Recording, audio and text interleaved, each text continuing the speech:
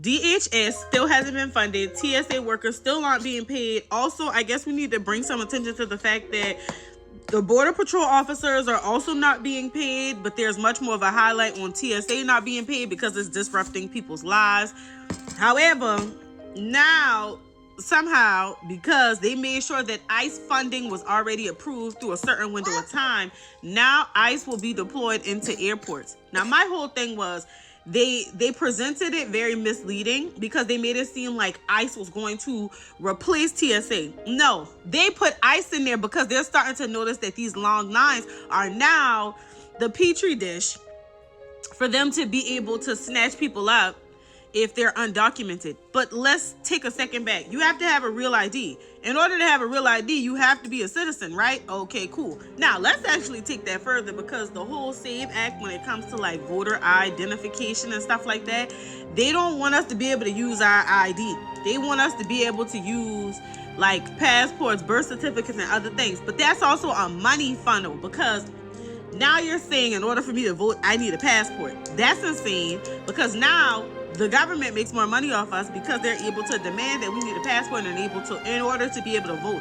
The bigger issue is voter fraud is not happening like y'all think. People are not standing in long voting lines to fake like they somebody else. It's not even that serious. Beyond that, just make the voting process require a real ID and then people gotta go get a real ID. I think that's a very simplistic solution we can move around. Again, if I can doggone get a voter registration ID, you had to verify some information. So why is the voter registration card not enough? Whatever, that's a conversation for a different day. So now they're like, ICE is going to be deployed in the airports and it's a security measure. Huh? What are they securing? And now they're saying that ICE can just walk up to you and request identification.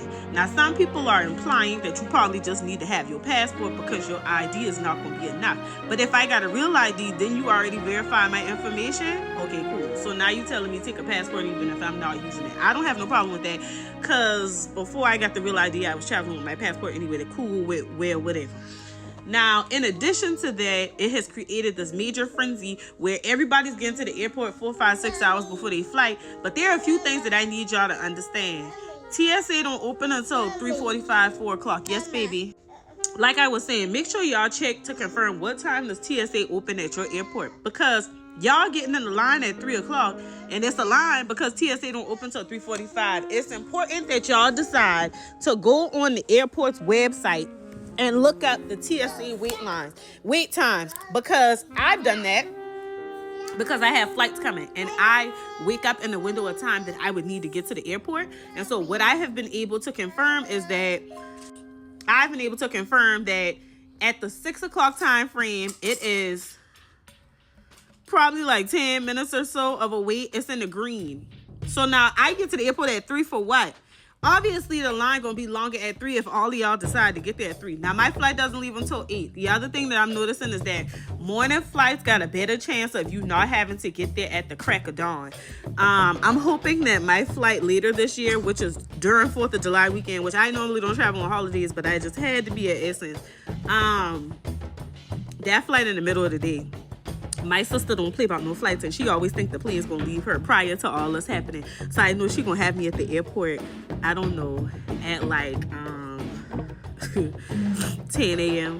for a 2 o'clock flight. She gonna have us there early, y'all, and we just gonna be sitting there looking at each other once we get to TSA. Nonetheless, I do have, like I said, I have that 8 o'clock flight. I'm not trying to get to the airport too early because the problem with getting there super duper early in the morning is the food places is not open. All you really can probably get is some coffee, and then even with that in mind, we got to starve until we can get to our destination, and we don't get there till 9 o'clock.